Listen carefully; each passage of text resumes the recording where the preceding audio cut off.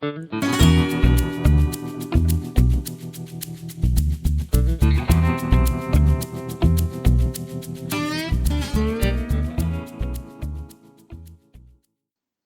true crime friends.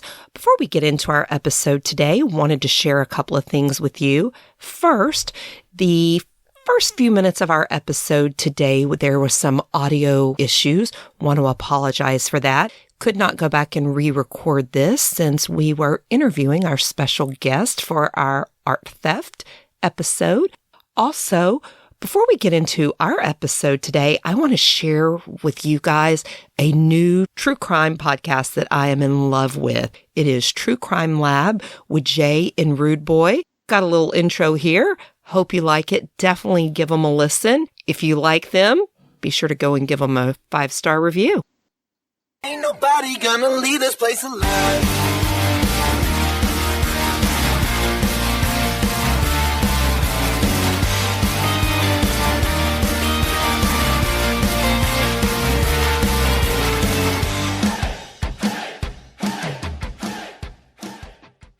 Welcome to the True Crime Lab podcast, a new show from Jay and Rude Boy about true crime. Join us as we cover topics like notable and unknown crimes, serial killers, cults, white-collar crimes, and more.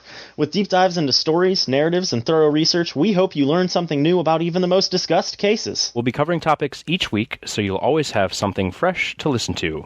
Fresh. You will soon find us on Apple Podcasts, Spotify, Stitcher, and everywhere else you get your stories. As you traverse this crime-laden world with us, don't forget to subscribe, rate, and review to let us know what you think about our show. So enter the True Crime Lab with true friends talking about true crime. Ain't nobody gonna leave this place alive.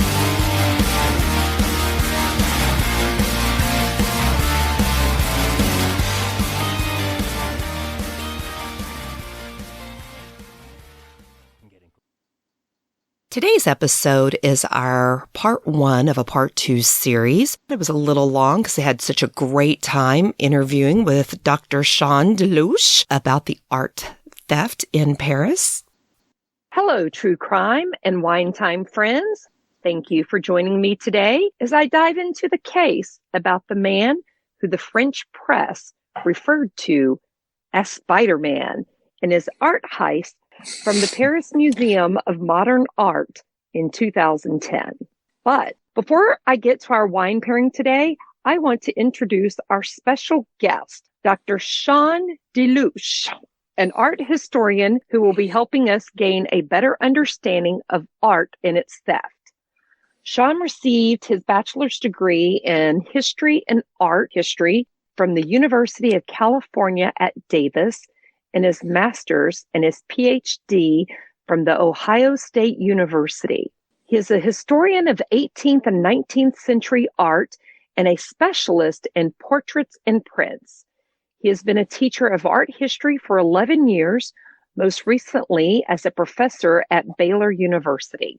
Sean has experience working in the museum world and has curated 2 exhibitions, did I say that right? Related to his research specialties. Welcome and thank you for joining me, Sean.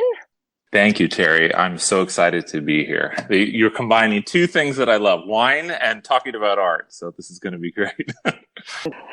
Well, I have my wine pairing for today, which I'll share shortly with everyone. But Sean, first, since we're not in the studio together, what are you drinking today for our show? Well, we talked a lot about the best combination, right? The best pairing for today's episode, and we both agreed that it has to be a French one. So I'm drinking a Lucien Albrecht Cremant d'Alsace Brew, so sparkling white wine. I don't know, it's kind of fruity, it tastes good, bubbly. So it seemed appropriate to today's topic. Well, you're very French. And very fancy. So let me just say, I will tell y'all mine, but it is also from France. Maybe, Sean, you'll want to say it better, but I'm preparing a Val Brut sparkling wine from Patrick Peasy, which comes from 100% Chardonnay fruit, which I find interesting because I don't like Chardonnay. But the grapes are harvested 1 to 2 weeks early in order to preserve the acidity to make a balanced sparkling wine. And I do want to say thank you to my friend Heather from wine.com for her recommendation. We'll see how it goes. So now let's pop this cork and pour some bubbly. All right. Oh, that was kind of a disappointing little pop there. I hope it tastes better than the pop. That's okay. Okay, I'm all topped up too. Alrighty, it's very bubbly. Don't want to overfill and spill it here in the studio. So, cheers, Terry. Let's do this.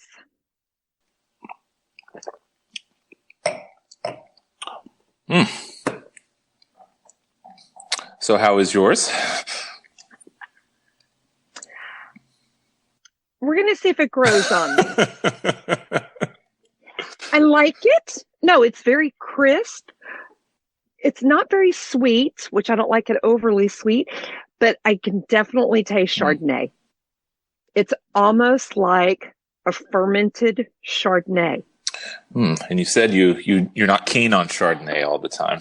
Chardonnay was my starter wine. I drank too much of it. So we'll get, it's growing on me. We'll see. Luckily, this is not a gory case, so I'm not going to need to be, drinking it really fast. So that's a good thing. So are you ready to get started?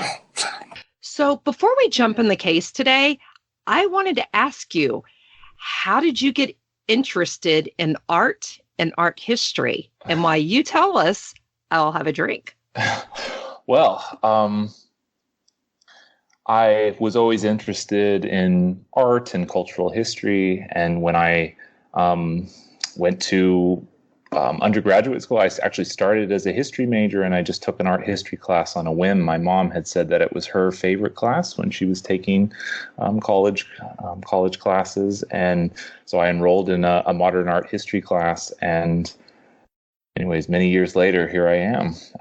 I've always been interested in how works of art serve as sort of cultural artifacts, right? So these signifiers of a particular moment, of a particular culture, how meaning is generated, and I love the story that art can tell. Let's do it. So on May 20th, 2010, around 3 a.m., Vjeran Tomic entered the Paris Museum of Modern Art. And I'm just going to stop right there because friends, I'm telling y'all the easy way to say it. What is the true name of the museum? So the full name in French is the Musée d'Art Moderne de la Ville de Paris. Right? So the Museum of Modern Art for the city of Paris is often abbreviated MAM for Musée d'Art Moderne, or in English, as you said, right, Museum of Modern Art. It's located right next to the Eiffel Tower. So next time your listeners are in Paris, it's just across the river in a beautiful Art Deco building called the Palais de Tokyo, built in 1937. I've actually never been into it, but I've walked by the museum a couple of times, and I encourage viewers to go look at it. Well, you don't know this, but some of our listeners do, friends. I actually am planning on going to the museum next year to visit Paris for my 50th birthday, but that's not the important part. But so I will be seeing it, and I'm going to check it out. Mm-hmm. Well, it's a great museum. So, and I am going to be looking to see how Tomic was able to remove the glass and steal 5 paintings, all under the nose of 3 security guards and a security system. Now, I'm going to come back and we're going to talk more about how he got to this point, being there and stealing these works of art.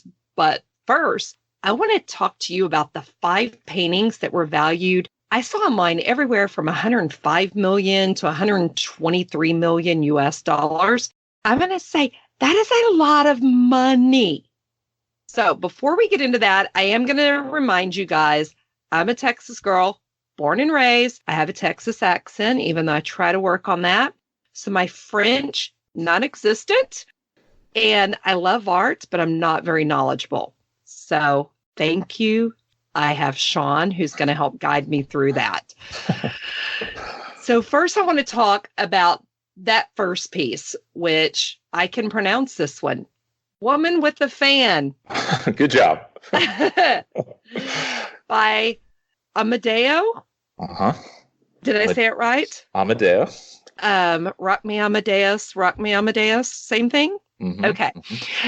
By Amadeo Mariani. Modigliani. See? Glad we have Sean here. So first I want to say this piece of art, and for all of our friends, you can see copies, pictures of all of the art that we're talking about and the painters.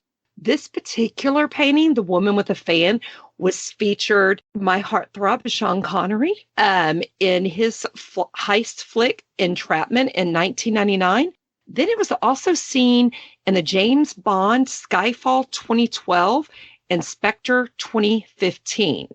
Now, my question to you, Sean, do you think by being in these three films it helped increase the painting's values? That's such a great question. I love the inclusion in the Bond films. The fact that they associate them right with the villain, right, as being the sort of reclusive type, this sort of, again, archetypal Bond villain. Often his lair, he's decorating it with great works of art. And it's so amazing that the producers chose these famous actual works that were taken from the walls of museums, as almost like connecting these dots for some viewers who'd be like, oh, well, what do you know? These works taken from the Museum of Modern Art in Paris in 2010, well, they end up in the lair, right, of these Bond villains.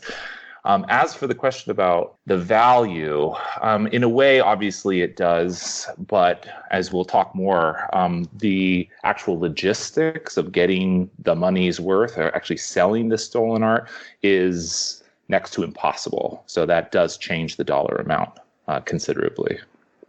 Okay. So that's the first painting. The second one was a still life with candlestick painted by Ferdinand Léger. Very good. Yes, Shane Léger and North Shore, Robert Léger. Thank you for helping me with that. And what I found, so some of these works of art, I couldn't find values assigned, but a few I could. This one, the estimated value was 28 million. So 123 million. This one was 28, and there was 5. Just found that interesting. Then the other one was Pastoral by Henry Matisse. Mm-hmm. How to do on that one? Perfect. That one I found interesting. I couldn't find an estimated value. It was never in a film. It's just a painting. Mm-hmm. Nothing notable for the, non-art world. So in the other one, I have to say I found really hilarious because I found multiple names. I found Pigeon with Peas, Dove with Peas, by Pablo Picasso, which I think everybody's heard of Picasso. The thing I found interesting about this one, people go look at it. I don't get the pigeon and I don't get the peas when I look at it. I don't know if they were taking drugs. I just didn't see it. But that's one thing I like about art. Everybody sees something different. You might be right on the champagne thing. But other than that, it's a classic example of what's called analytic cubism. So both Picasso and another artist named Georges Braque, who was also on the hit list for Tomic that day, and you'll mention this work in a moment. Picasso and Braque in the 19-teens were working on this very experimental phase of cubism, shattering forms into different geometric shapes and patterns and textures. And so when you're searching for those peas and the pigeon, it's in there. So if you look, what it is actually, it's the top of like a cafe table. You can see a little bit of a newspaper or menu. You can see the like pigeon legs actually sticking up like this, upside down, as it were. So again, it's taking an object and completely examining it, analyzing it from multiple perspectives, multiple points of view, what sort of constitutes its form. So it's a very important phase in the development of modernism. Well, apparently they liked it because there was a copy of it also shown in the James Bond movie Spectre at the wall in Oberhauser's Moroccan lair. How to do there. Good. Okay. What I found interesting, its estimated value is also $28 million. So now this other one I really like, and I can't pronounce it. The olive tree near... I'm going to let you. Lestock. Olive Tree Near Lestock by George Brock. Okay. Anyway, so what I wanted to ask you, I find interesting that some of them had the estimated values and others didn't. How do they determine that estimated value? Because I could do research and see that, people bid on it. This one, somebody bid $1. This person bid $150. But how these I thought were priceless. How do they value them? That's a really great question. And a difficult one to answer because the actual monetary amount that we will ascribe to works of art is very flexible. It is like any other commodity. It's worth whatever someone will pay for it. Does that make sense? It does. So that is the first sort of indicator of value. The other has to do with historical importance, scholarly interest, how much this thing has been researched and written about, its importance in the canon, right? Its significance to the artist and to the development of different art movements. The ways that historians and scholars will go about determining what that value is, it's a complicated affair involving usually multiple specialists. So museum curators and auction house specialists and historians will often ascribe a certain value, right, to works of art. And when a new work comes along, they have to give sort of an opening bid or suggestion to a potential buyer. They will determine that based on relative value. So a Picasso still life sold for so much recently, for example, and it's very similar. There's very few paintings by this artist, so therefore its value may be more or less. So it's definitely a contextual one. And note, too, that the values are going to change. So now, what about the age? Sorry to interrupt, but I noticed the pastoral was painted in 1905. The one from Brock was 1906. Those didn't have estimated values that I could find anywhere online. And they're the older paintings, but the other ones did. Is that because they're older? Or maybe they have less paintings on the market? Or somebody was just lazy and didn't go out there and print it for me? It could be that. And sometimes, again, it's this sort of a very flexible number where they'll kind of determine how much, right, insurance might be willing to throw down for this particular painting. So it's a very flexible number, but it's always shifting. So Van Gogh, for example, in his own lifetime, he sold one painting, and it was to his brother. And now he's sending record prices at auction for millions and millions of dollars. So it's worth whatever we'll pay for it. So in this particular case, right, and we'll talk about this more, the thief went in for one painting and he picked up all these other ones that caught his eye for whatever reason, right? So again, it's all about context, what you like, what you think you can sell, what you are willing to buy. So. Okay. And I know I mentioned earlier about, does a theft of a painting increase or decrease the value? What I found interesting when I dove into this, there was a very famous painting, and I will say I was almost embarrassed to admit that I didn't know this until I was researching this case, that the Mona Lisa had been stolen. And what that did to the value of it, from, what I read in my little simple mind, that by it being stolen, recovered, it increased the value. Once again, I'm going to ask, does stealing artwork increase or decrease its value once it's recovered? If it's ever recovered. Find it. Your example here is a good one, right? The famous Mona Lisa heist. It was in 1911.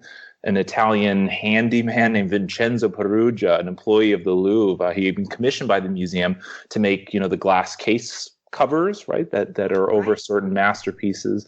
He had been commissioned by the museum to make these glass cases, including one for the Mona Lisa. Well, I guess he's got the in, right? He knows how to dismantle that glass case. So one night he hides in a broom closet, of all places, until the museum closes, takes the canvas down, and walks out with the thing under his coat. Well, the theft of the Mona Lisa causes a firestorm, right, in the press worldwide. So newspaper headlines, right, are making the Mona Lisa a household name. Previously, not many people knew about the Mona Lisa. It wasn't a famous masterpiece like it is today. But you're right that really this theft and the attention it received in the press helped catapult it into being really arguably the most famous painting in the world. The scandal, right, around the theft and the sort of negligence of the museum really caught people's attention. I mean, even Picasso, we just talked about Pablo Picasso and his strange pigeon painting. Even he was called in for questioning, and was questioned by the police. I saw that. They thought he was naughty. Eventually, right, they capture the thief, tried to sell the Mona Lisa to an art dealer in Florence in 1913. And Perugia, he's claiming that he sold the work to repatriate it to Italy. So I guess make a little money for yourself. So there's one hell of a pairing, right? Nationalism and some self-enrichment there. He was like Robin Hood to some degree, right? Because Robin Hood stole from the wealthy to give to the poor. So he was stealing the Mona Lisa to give it back. Maybe make a little money. Hey, you got to make a little money on this side. Okay, now, that kind of resonates with me. It makes sense, but I'm going to come back to that, and I'm going to ask that question again after we go through some of this. Now, let's talk about Tomic. First of all, the other thing I found hilarious: the French press and pulling up archives, people calling him the Spiderman Art Thief and all of this stuff. What I found interesting, Spider-Man's hot. He's attractive. My granddaughter's in love with him, Peter Parker. Tomic, not so much. So I was going to say, yeah, Spider-Man. We're just going to call him Tomic because that way I can think of Toe Jam. So less romantic. Less romantic. So, but I had fun researching him because his life is kind of interesting. So he was born in Paris. And he moved to Bosnia when he was a toddler. And then his parents apparently had some issues. They actually, sent him away to live with the grandmother, brought him back to Paris when he was around 11 and wasn't necessarily thrilled. And Tomic, who did an interview with Jake Halpern, who's with the New Yorker, that by the age of 6, Tomic said he had developed a devious tendency and said, I was showing some unhealthy intelligence. He admitted to tormenting his cousins and that while playing along the banks of the Narativa River, that he became skilled at scaling the bridges to reach the tops. I guess we could say that attributes even more to him being Spider-Man, just not attractive. What I found interesting in all of that is, did he know this when he was 6, that he was off or different? Because he said he realized he had devious tendencies. Or is he saying that as a captured, like an adult caught for a crime, and he's painting this romantic childhood image? Okay, thank you. So we think alike on that, because I was like, yeah, you're trying to spin me a story. But his first successful theft is one after my own heart. It was breaking into a library by climbing through yet again a window, roughly 10 feet high, and stealing a couple of books that were reported to be several hundred years old.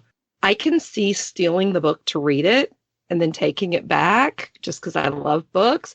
But apparently that was not his plan.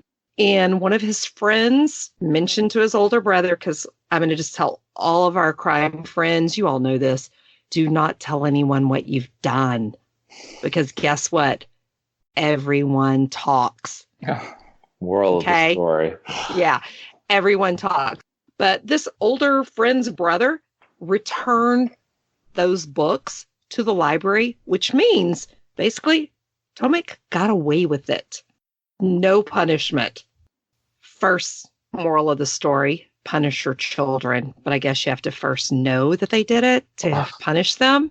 But he got away with it. So I'm sure that, helped him be more confident and cocky. Interesting thing I find, he moved back to Paris, as we said, at age 11. He could speak very little French. So he didn't speak a lot of French, but he did well in school with education, scholastics, but he was also a good athlete. But as a lot of 11-year-old preteens and teenagers, I can tell you from my own experience, was not happy with his parents, and he resented them for bringing him back to Paris and making him leave Bosnia. He wanted to stay with his grandmother. I mean, think about it. Grandma's cool, hangs out with his friends. He could speak the language. But Tomic also said, and this is in his own words, his mother and father lived in the apocalypse, fighting constantly. Okay, so like a lot of parents, they fought. Another thing I found interesting, and I want to let you tell us since you've been to Paris and you know more about this, he got his experience climbing cemeteries or something. Can you tell me? I mean, I'm just thinking, here in Texas, we've got some little headstone.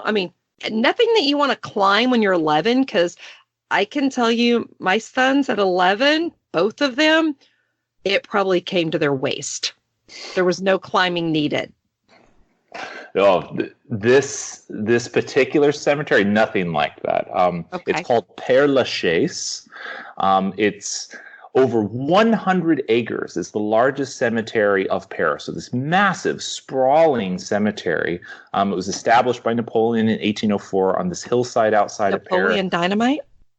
Nope. Okay. Nope. Good guess, though.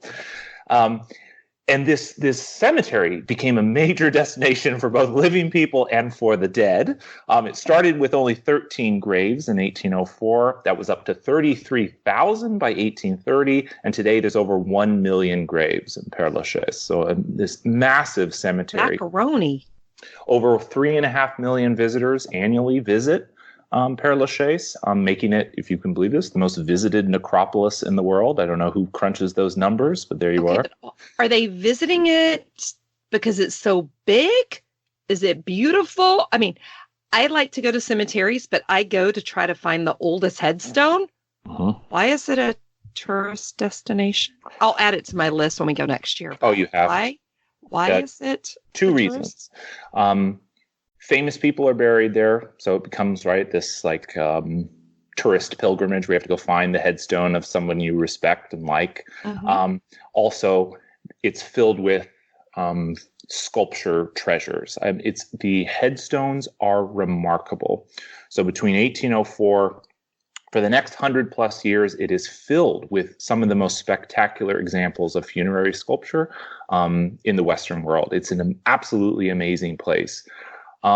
So you have all these above ground funerary monuments covered with ornate sculpture. They're all crowded together. So literally monument to monument, there might be a tree that's sprung up between it. So you can imagine someone like Tomic can practice, scaling these monuments, leaping from one to the next. There's also famous people Tomic was interested in Jim Morrison, from The Doors. Jim Morrison has his grave in Père Lachaise. Oscar Wilde is another one. I know these people. Yep, they're all in Père Lachaise. And some spectacular examples of sculpture too. So the one I encourage you when you go is to find the monument to Victor Noir, a journalist who was killed in a duel by non-Napoleon Dynamite's grandnephew. It's famous because it actually shows him as if he's been gunned down, laying down on the ground in bronze, but there's a strange bulge in his pants that's very noticeable. And it's a tradition for mostly women who want to get pregnant to go and rub the crotch. So if you look at the bronze has been rubbed down from green to bronze.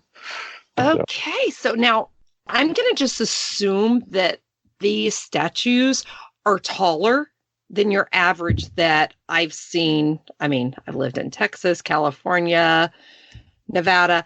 I'm assuming they're taller than 5 feet. Definitely. Okay. I'm going to have to go and find a picture of that cemetery. Unless you have one, you can send me and we'll put it up on the website because now I'm really intrigued.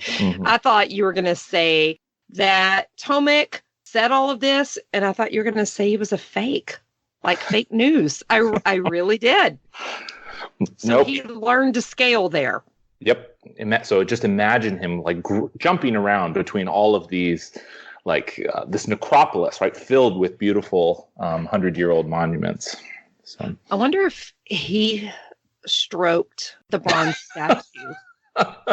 Little virility magic there. Just, he probably wanted to have children so he could replicate himself. Okay, we're going to move on, and I'm going to have more wine for that. Mm-hmm. Now, Tomic found an interest in drawings in his early teen years and spent his time drawing or pursuing the streets in Paris, which, as a mom of 2 boys, what I find so interesting about that, I think teenagers go a couple of ways. You either like to draw, you get into that, or you get into painting, you get into music, things that make you, can't think of the word off the top of my head, but they validate you for what you're feeling. So for him, being forced back to go into Paris, I can just see him. What I found interesting in the New Yorker, who we talked about earlier, Jake Hallerpin, said that Tomic discovered art when he stumbled upon the Musée de Orangutan. Help me out here. You started strong and then it all unraveled there. It did. Go ahead and help me out here. Musée de Lingerie. Oh, like lingerie, but lingerie? If that helps you remember. Yeah. Yeah. Which was a former greenhouse and then housed Impressionist and post-Impressionist art. And I'm just going to stop right there and say, what is the difference between those two? I'm smart enough to know one was now and before and after, but tell me more. Sure. Yeah, Impressionism is defined by depicting the visual impression of the moment through intention to light and color. So it's all about the surface with Impressionism. So the way light and color falls on the surface of an object in the blink of a moment. Like as if you just saw that carriage rattling by, the way the sun falls through the trees at that exact moment in September 1869. So it's capturing the impression of the moment on the surface of things. It's quickly painted, usually in an afternoon. Impressionism originated in France in the 1860s with characters like Claude Monet. Post-Impressionism, just as it sounds, right? It's the reaction to Impressionism. So responding to some of the failures, usually the short-sighted aspects of Impressionism, that it's too fleeting, that it's pretty, that it's ephemeral. So post-Impressionism tries to get to something more important in art rather than this sort of pretty hotel art. So there's 2 general strands. Post-Impressionism is an awkward term because it is just a chronological marker rather than a stylistic one, because all these different artists have different aesthetic approaches. What unites them is their reaction to the Impressionism that came before. So Van Gogh is one example of a post-impressionist. So he's responding in a more expressionistic vein, weird colors, right? Deep, intense feelings. It's all about expression and sensation and feeling. The other side is called analytic post-impressionism. That's looking more at form, interrogating objects in space. And Cézanne is a good example of that. So you have these two reactions to the ephemeralness of impressionism. I like art that makes me feel. So you might fall on the expressionistic. I'm side. the expressionistic, yeah. Mm-hmm. So okay. Now, with all of that, Tomic was captivated not by the museum's most famous painting, which you just mentioned, by Monet, but by the Renoir. Did I say that right? Yes. Renoir work picturing happy children, which my little bit of psychology that I have here, I'm going to say had something to do with his childhood and what he was missing. I think you're 100% right on that. Yeah, because I looked at him and I'm like, oh, well, yeah. So he said that Renoir had a way of seeing life from a magical realm. It's as if he came from this place. That inspired Tomic, who went home and told his parents he wanted to paint, and it was his passion. Sadly, his father felt that painting was a hobby and not a job. I just have to say, I can only imagine that was crushing. Kind of like me, if my children said they wanted to go and do something, I'd be like, yeah, It was disappointing and it was crushing because he had just seen this works of art. And I've got pictures that are going to, on the website for you to see, but they're happy. And it's what you think every childhood should be. So he did a great job capturing Renoir did, but Tomic, I think, was just wanted to be in that. And guess what he started doing? Kept going to school, but he started skipping and hanging out with his friends in a nearby warehouse. And him and his friends started stealing glassware and selling it. So he was an entrepreneur. That is where it started. Once again, I don't know if he was caught, not caught. There was no consequences. And then he moved on to breaking into apartments in rich neighborhoods, all while continuing to improve his climbing skills. Spider-Man again. Tomic stuck to jewelry and other high-end items because the reselling value could sustain him for months. And he continued this for some time and even once escaped the police by jumping between rooftops, as we often see in the movies. Are we romanticizing it, or do you think he really jumped between the rooftops? Yeah, we might be affected a little bit by the Spider-Man syndrome here, assuming he's... Okay, that's what I'm thinking, because I'm like, you got your pockets full of diamonds and gold and watches. What happens if you drop one of them watches when you're jumping between buildings? Hopefully he's prepared with a good fanny pack. I don't know. Oh, you're onto something there. I think we now know why maybe men in France wear fanny packs. A little Euro pack, yeah. Yep, there we go. Mm-hmm. Now, Tomic was arrested before the 5 paintings after robbing a gas station with a toy gun, which at first I was like, at least it wasn't a real gun. It was a toy gun. But he did this all because he left his wallet at home. So instead of paying for the gas, he decided to use a toy gun. Nowhere could I find why he had a toy gun, because I found that to be interesting. I probably spent 30 minutes doing the Goog and looking to see he didn't have kids. Why did he have a toy gun on him? So I'm going to just go out there and say he knew his wallet was at home and he planned on robbing that gas station. Why else would he have a toy gun? What do you think? Good thinking. No, I think you're right. But he spent a year in jail. Now, he went on to get in more trouble when he got out by continuing that life of crime and stealing not only possessions, but he started stealing drugs, issuing death threats, and then he moved into true violent thefts and much more. I always think of Paris and everybody there. They look so good. They're so bougie. They're fabulous. Apparently, Tomic was the same because he liked the finer things in life and cared about his looks. From all the research, it was known that he loved classical music, fine wine, and cheese, and of course, fine art. I'm going to say let's take a couple of sips and think about that because he liked fine things in life, and there's nothing wrong with that, right? Tomic might look down on our wine selection today. It might not be bougie enough for him. I can definitely say, but this was a good choice on my budget. This is a perfect time for me to say, if you like our podcast, you can go to patreon.com, truecrimeandwinetime.com, and help support us. It takes 20 to 40 hours of research and recording for each episode. Mm-hmm. It helps keep handsome hot hubby from complaining when I'm buying wine for this. Smart. Very smart. So would you say he was a wine snob, or should we just guess he's a wine snob? I think we can guess pretty safely here, I think. So what do you think he would think of our pairings? Not bougie enough. Not bougie enough. So by any chance, do you know what bougie means? I got asked this question once, and I'm like, I don't have the answer. I think it's a hyphenation of bourgeois, isn't it?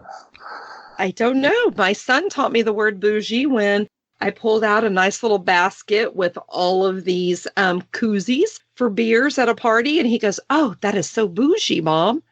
He goes, "You're so bougie." And now it just became my thing. I know there's a debate, too, on how it's actually spelt, bougie. I've seen it spelt two different ways, so mystery. I don't know. So, Tomic, cheers to you. You're in jail. We're not. So ours is bougie enough. Now, before I get into the actual heist, I want to ask you this one question. How does your stomach feel thinking about $123 million worth of paintings stolen? Is your stomach upset because of the price tag or because of the works of art? It's unimaginable. It's a staggering amount. If you think just 5 canvases, right, are $123 million. It's hard for us to conceive, but it is. incredible. But think of the paintings. Just think of the artwork stolen. Because I'm thinking of dollars. I'm like going, oh my God, that's. But from your perspective, think of each piece of art. Are you sitting there going, oh my God, people aren't going to see this or not? I mean, where are you? Look at which side are you on? Are you over here with me on the dollars? Are you over here with me on what those pictures stand for? I think you know the answer to I do. That's what I get for asking an art history person.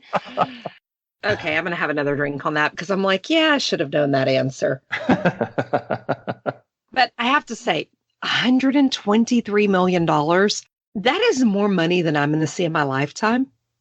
Do you think paintings are really worth that much? I'm going to say they are, but hedge my answer into the realm that they're more priceless. I mean, you can try and put a dollar amount on some of these works, but to lose some of these masterpieces, I mean, there's no amount of money that can replace that. So a lot of these stories of art theft, yes, I jolt at the dollar amount, but the thought that these incredible works will never be seen by the public, myself included, right, ever again, is nothing short of tragic. And I will say, I'm like, oh my God, 123 million. Do you know how many Louis Vuittons I can buy for that? But I mean, Priority. I do like art, and, going to Paris, to think that I am not going to get to go into the museum and see those works of art is sad. I think you said it best. They're priceless. Mm-hmm. I mean, yes, they put a monetary value, but I do think, they're priceless. I think, as an example, right, the Mona Lisa was last given the insurance value of $680 million. I mean, yes, it's a staggering amount, but can you imagine losing the world's most famous masterpiece? I mean, what dollar amount would you give it? Well, I can bet you they're not going to loan the Mona Lisa to the Paris Museum of Modern Art. What do you think? But we can talk about that later. I'm just saying, thinking of the security. Throwing some shade. After that, of course, couple of sips of that Chardonnay sparkling is gone. But we'll get to the art theft side later for all museums. But the thing that I found interesting, and I mentioned earlier I would get to this, how did Tomic even decide to break into this museum? It's not like there was reports of him checking out all of these museums. No, he was fine with just breaking into apartments, townhouses, those kind of things. So he's walking around in Paris. And the other interesting thing, in May, same year he did this theft, a window caught his eye with a cubist painting hanging on the wall. It wasn't the painting that interested him. Tomic was interested when he saw it was the Paris Museum of Modern Art, that this window that he was looking at, this Cubist painting, was one he had successfully broken into before and was able to steal some things. So it wasn't the painting on the wall that he was like, oh, I got to have it. It was like, oh, I can get in that window. Yes, we hear about how he liked finer things, but I think deep inside him, he's like, I can do this. You know, he looked at that. I wonder too if ego comes into play, right? Oh, seeing the absolutely. big cat, like I'm going to break into a municipal museum now. He's one thing doing little townhouses and things like that, but to break into a major museum, ego. And if they have a window that is the same, which he's broken into before, because you would think that they had fancy windows, you know, with all this stuff. But then he walks around to the other side of the building. And here's the thing that just blows my mind. There was no camera on this one window. So he could touch it, feel it, look at it, and do all of this stuff. And he was able to validate, this is the same thing I've done before. Repeat, someone's house. Now I can get into this major museum. The thing that I found amazing, he just pulled out his little pocket knife, you know, scratched away at some of the, what I call grim residue around it. And he was like, okay, I can do this. I can get into this window. I have to say, I was impressed with his patience. So. His dedication is amazing. I mean, how many days did he work away at the... 6 days. Amazing. 6 days. So before we get into this, I'm going to have another sip. Do you need another sip? Do you need a refill? I actually need a refill. Oh. Guys, we got to remember, he does like wine time, but he's not into crime, so to speak. So he doesn't know to keep that bottle close by and keep it pouring. I'm learning. Maybe we should throw some blood and gut. Okay, maybe not. We don't want him to pass out on this. Tomic did what any good thief does. He decided to go and visit the museum. Now, I'm going to say, guys, he didn't do it just because he was a thief. He truly enjoyed the art. I do have some compassion for him in that regards. I think he saw this art and it made him feel a certain way. But he went in to look, and what I say in my terms, he was casing the joint. He was checking out the security, looking to see where the cameras were. Where's an exit door? He wanted to check it out and be able to see what's the security like. And I know that's not a fancy word, casing.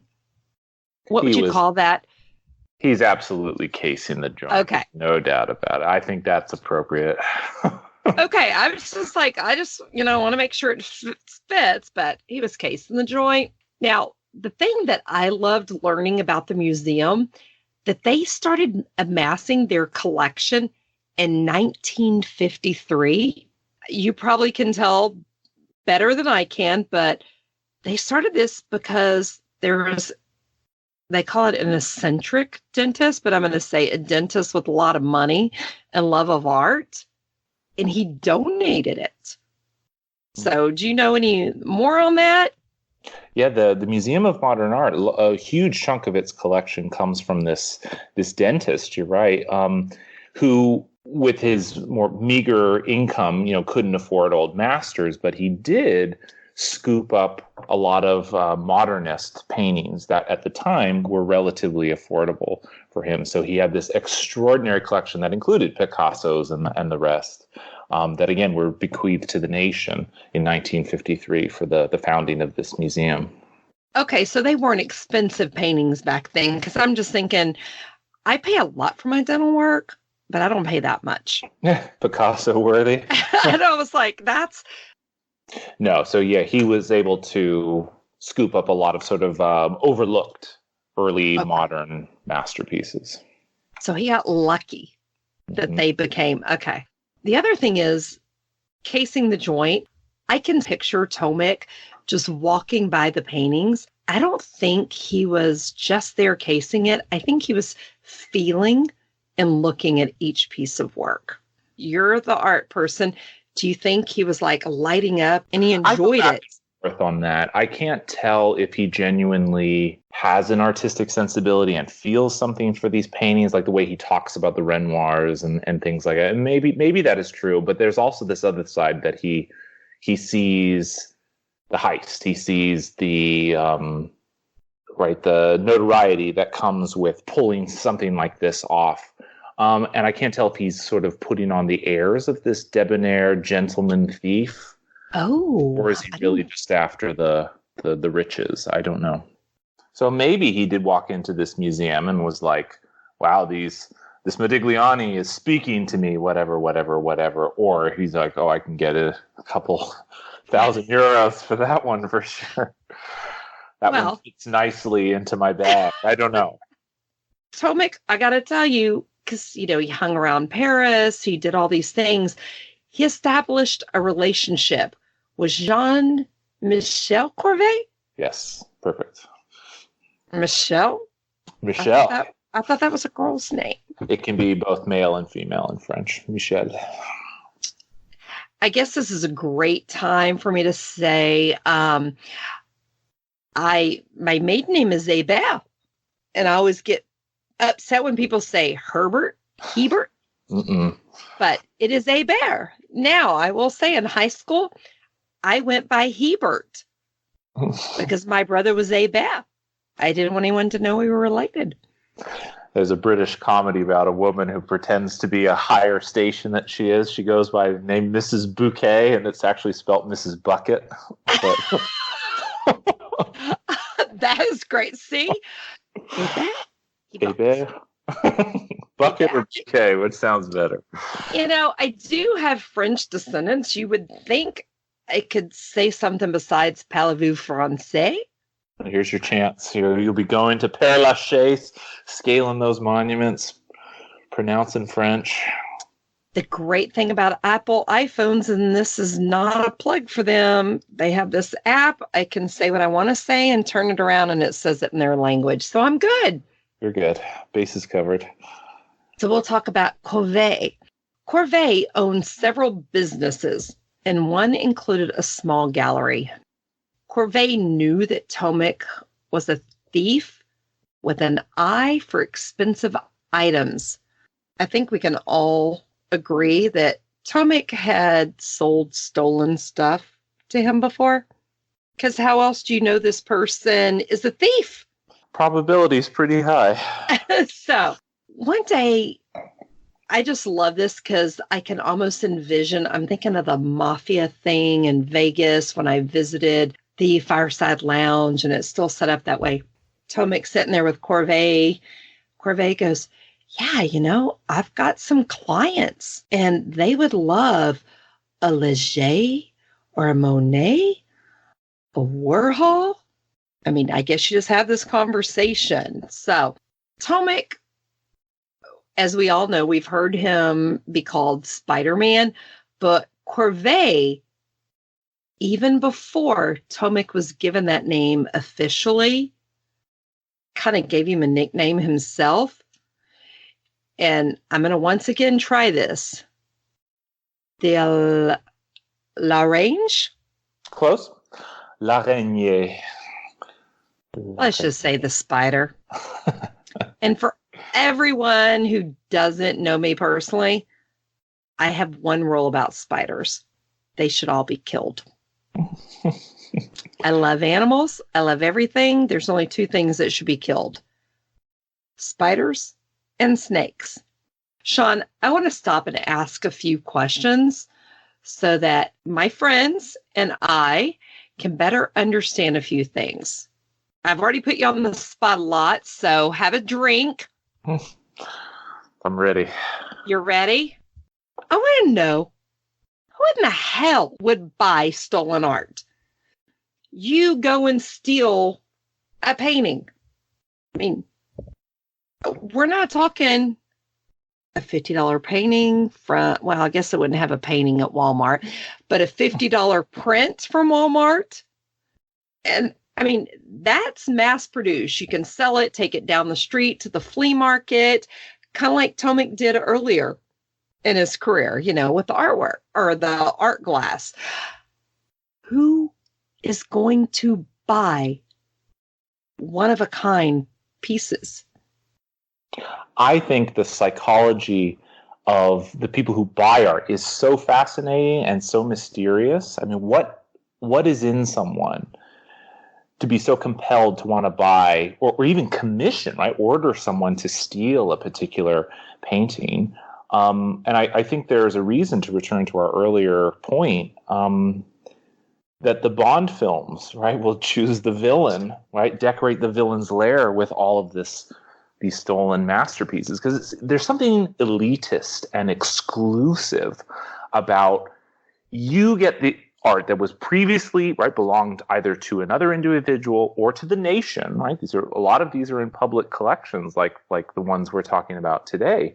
So you're stealing it from a larger corporate group for yourself. So there's an incredible selfishness that I can't understand. Taking something that is not yours to covet it away, to spirit it away to some lair. And the risk is way too great.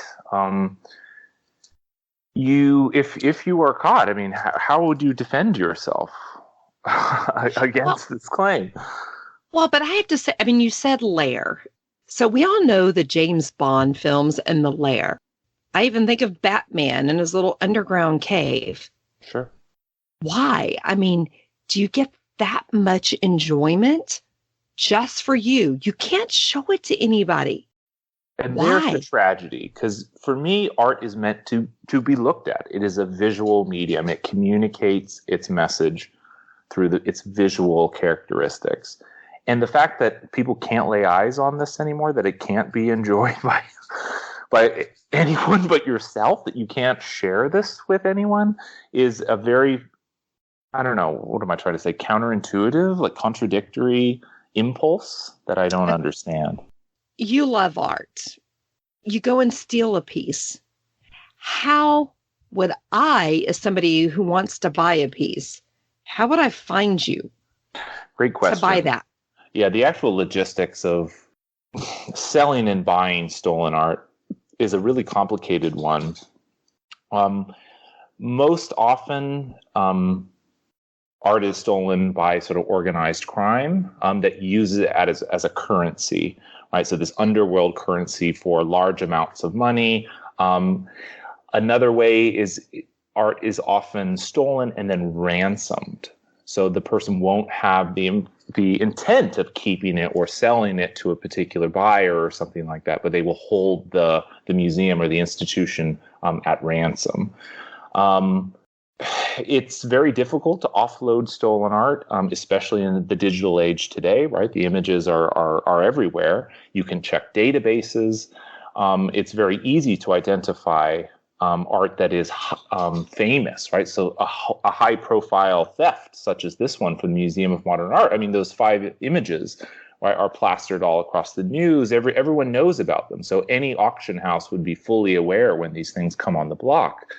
So it's more of an underworld kind of currency, I guess, if that makes sense. It does. Now, you said ransom. What if I go in and steal a painting? Would the museum potentially pay a ransom for that painting like you would do for a person or a dog? I mean, would they really do that?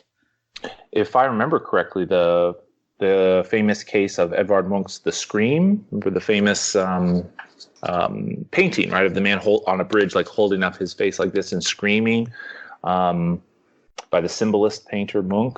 That was stolen, I think, in 2002, and then it had been ransomed. But again, ransoming comes with a great risk for the thief, right? Because your chances of being caught in the handover are very, very, very great. So once again, we go back to cocky, somewhat narcissist. Egos.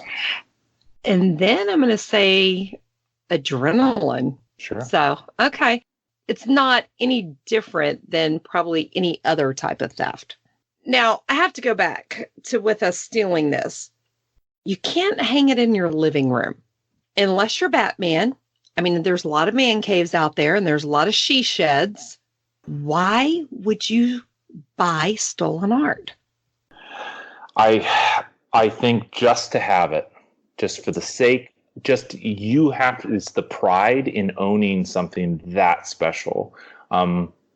Again, to use another movie quote, is it V for Vendetta, right? The world is coming apart, and oh yes, the character he has his lair filled with all these great masterpieces. So there's something about these cultural signifiers, right?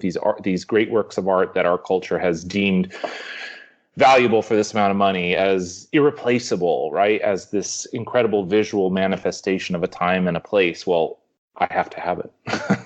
It must be mine. Let's talk about the person that sells it.